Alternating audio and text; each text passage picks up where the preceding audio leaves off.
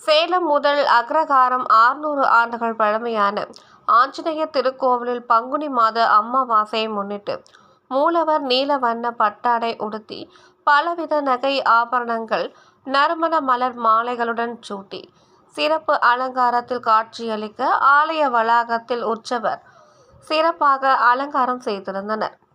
தொடர்ந்து தெய்வங்களுக்கு நெய்வேத்தியம் சமர்ப்பித்து மகா தீபாராதனை நடைபெற்றது.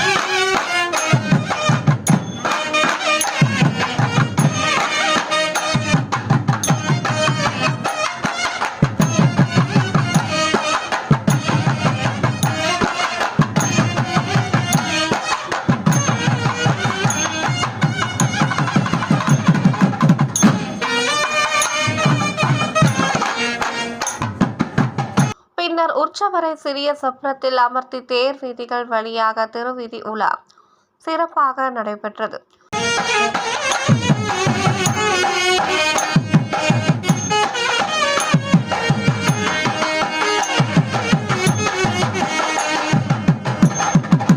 ஏராளமான பக்தர்கள் கலந்து கொண்டு தரிசனம் செய்தனர்.